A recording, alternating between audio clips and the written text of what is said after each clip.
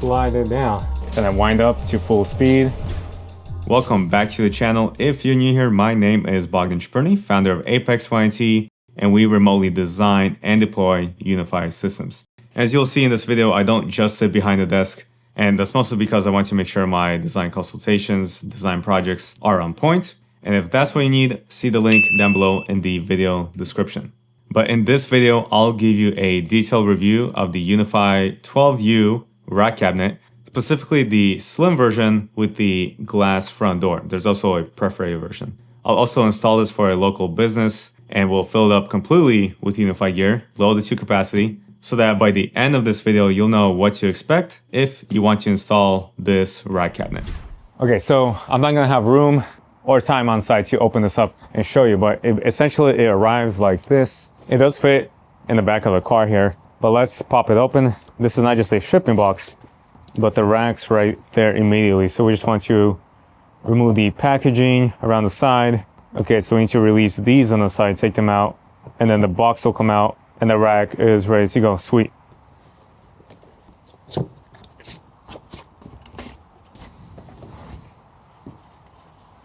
Wow, that's a nice thick mounting template.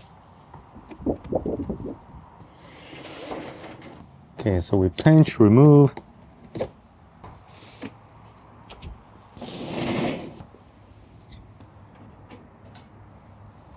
First impression here, it does seem a bit tinted, just a tad. We'll see about that.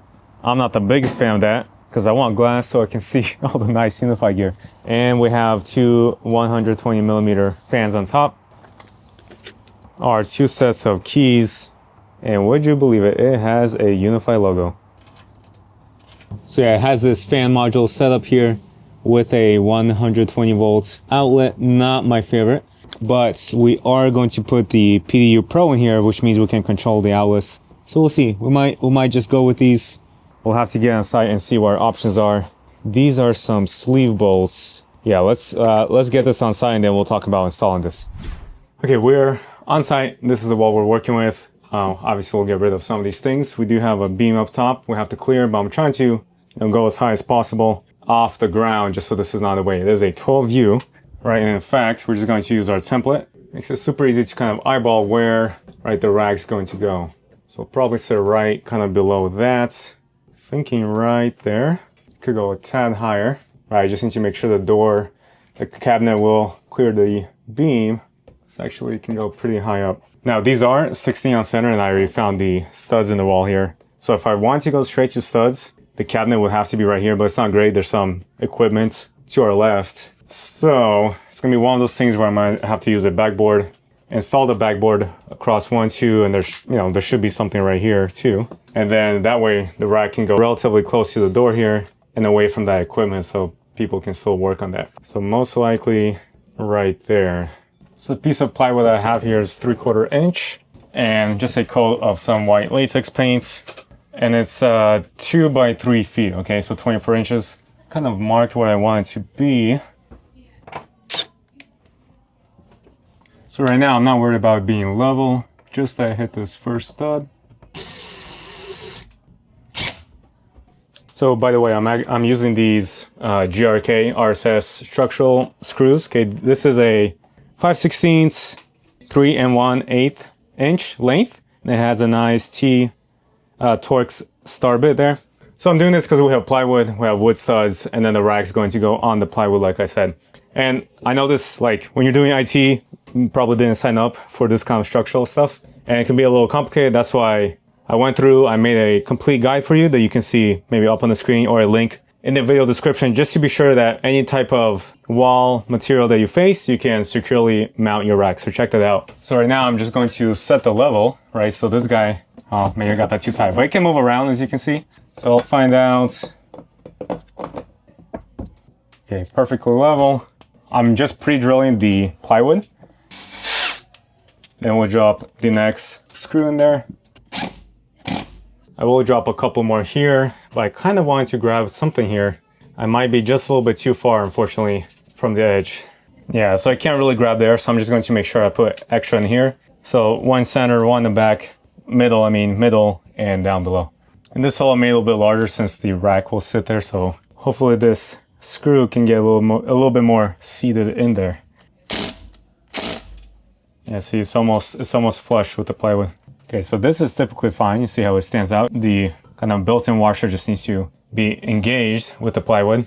And so these ones are actually almost flush. The head of this is flush with the plywood. They're pretty deep in there. And again, I'm just doing that so the rack cabinet can sit easily. And yes, I had to move this one because my first one went sideways, okay? So you want to make sure it goes straight into the stud behind it so it's actually holding on something.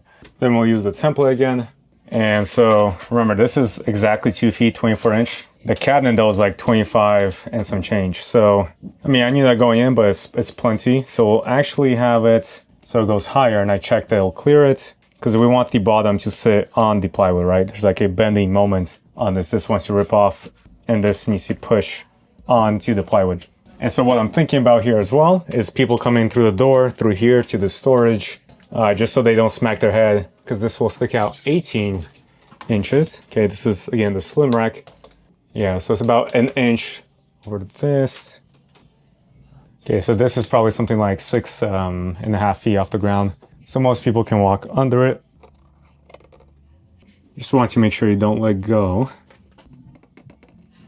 And if you're going to pass cables through the inside of the wall, you'll want to mark that out.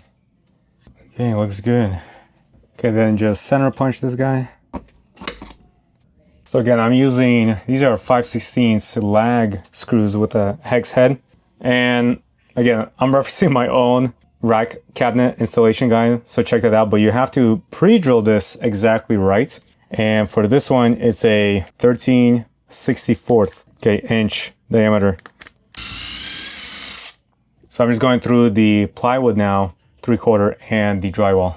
I don't have to go through the drywall, but you really just have to go through the plywood because that's where the lag screw's holding onto. Then let's drive the lag screws in. It's not too bad once you remove the sides and the glass door. Just align it and slide it down. Nice. This looks pretty good. That's how it should be. We'll have to tighten those up just a tad. What's annoying here, though, is this right there. So I measured this perfectly, but we're off like 3/4 of an inch. And that's because of the way they made the template, which is, it's super annoying. I find this all the time. And basically the template is for these holes here. Don't really matter. That's just for the head to pass through. The template should really mark out the top of this hole where it actually will rest. Because now my whole rack is shifted, like I said, by an inch or 3/4. I hope Ubiquiti will fix that. Maybe that's some standard in the industry, but I just don't like it. This will still be okay. I mean, the rack is still resting on the plywood. Now I noticed that this rail is not all the way at the front. And I suppose that's because typically, you know, maybe you want this much room up front or something between the glass for your cables and whatnot. But in my case, this doesn't work because I have the UPS 2U that's going in here. And if I install it with this vertical rail in this position, I mean, there's gonna be like, just not a lot of room to work with in the back. But we can adjust these. It's just a Phillips head. We'll move this one forward, both of them forward, and that should be fine. This is the setup so far. It has this panel you can remove, just 2 Phillips head screws. So you can pass power or your Ethernet cables. And at the top, we have the same thing, 2 Phillips head screws right there. And we'll pass our cable through there.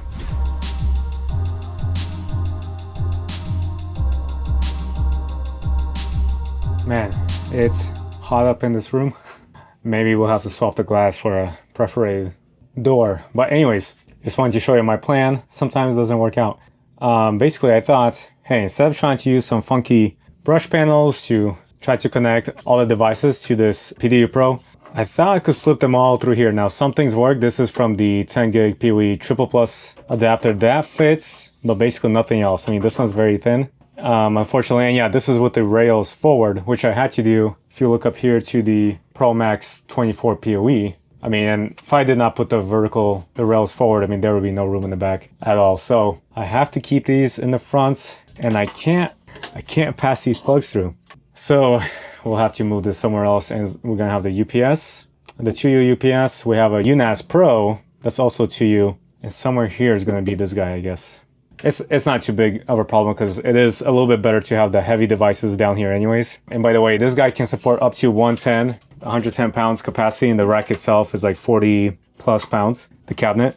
And the switch here is like 10 or less or something like that, so like 10. We have the EDM Pro Max, also like 10 without hard drives. Then this guy is also like 10, maybe a little less. The heaviest one we'll have is the UPS-2U, that's 30 pounds. Okay, then the UNAS Pro, that's like 20 pounds. And the modem also something like 6 pounds. So yeah, 110 capacity, we're definitely close. This is probably as much as you would push it, and I'm not even counting the weight of the cables that we'll have, but we're close. I mean, we're like 80, 90 pounds here. So I'm definitely testing it out.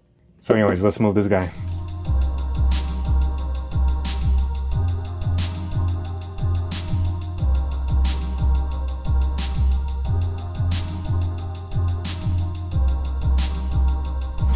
Then you can pop in the front door whichever way you want. Did I get this dirty? I'm not sure. Oh yeah, comes right off. Okay. That looks good.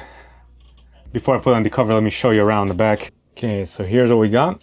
All right, let's compare it to the front, our patch panel. Okay, so this is our switch. Yeah, it is quite deep. It's just as deep as the UNAS Pro right here. So this is the original first generation NAS from UniFi, and I mean, it's still great. It has a 10 gig connection. Anyways, switch one, the Pro Max 24 PoE, plenty of power.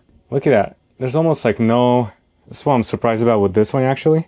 I mean, this guy is 30 pounds, 20 pounds without hard drives, or like 31, 21. Look at, there's like almost no sag. It's pretty good. There obviously is some because it's only held on the front rails, but that's pretty good.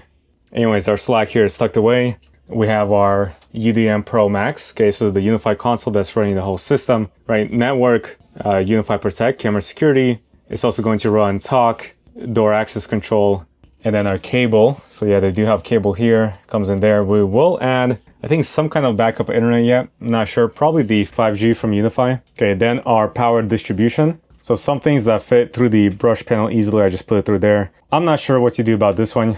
I kind of want to grab another patch panel, or not brush panel. It's just that you can't fit these through it. You have to use, you can't fit them. You just have to unplug it from the back of the unit, and those actually fit through here perfectly. But we might have to do that to kind of really finish this up. But this definitely beats plugging in things to the back of the battery backup UPS here. You know, it's plenty fine. So I have the power distribution just goes to one of the battery backup plugs in the UPS.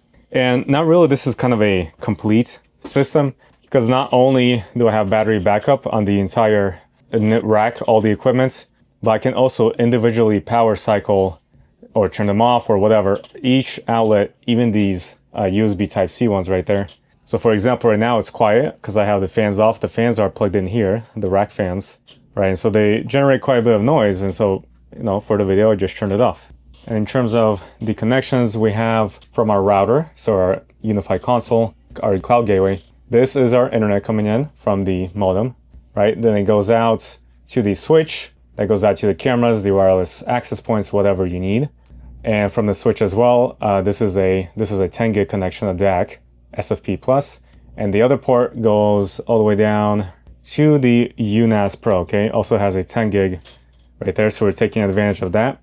This is just a management connection, so for the power distribution, so you can see everything. This just connects back up to the switch and through the UniFi gateway there, console. And then on the back of this as well, on the UPS, it also has an Ethernet port that comes back up to the switch. Okay, so then when this closes, you'll see the lock is right there. It'll just engage with this. And this does have a tint to it. If I stick my hand right there, you can kind of see that. So yeah, this is truly like top to bottom, my first complete UniFi rack, including the rack itself. And then one more thing actually down here. So this is a PoE triple plus adapter. It's kind of nice the way it lays there, almost looks like it belongs. But this is what's powering an outdoor switch. Now it can run off of PoE++, which is what the main switch in the rack has up there, but we do need triple plus eventually to power the cameras. Okay, so that's what that adapter is for. So that's what you can do when, you know, your switch can't support that kind of PoE output. Okay, so I just want you to hear what it sounds like. This is without a fan, of course. And let's turn on the fan. Kind of wind up to full speed. Okay, and I'll stay in the same place right here. It's picking up on my chest microphone. Okay, that's with everything shut. Now again, I'm like a foot away from the rack. Just a tad louder with the door open. I can just tell you that if this was in like my office, yeah, I wouldn't want to hear those fans even with the door shut. Just to clarify, I would always recommend running fans if you have an enclosed rack cabinet. I'm just saying that if this is installed next to someone, like right nearby, you probably want to consider some kind of thermal controller, maybe other fans that don't run at full speed all the time if you don't need it. Now, I did end up adding 5G internet backup using this device. If you want to see that video, click right there. And as always, hit the like button and subscribe if you found this video helpful. If you would have done something differently with this deployment, let us all know down below in the comments section. Thanks for watching. Take care.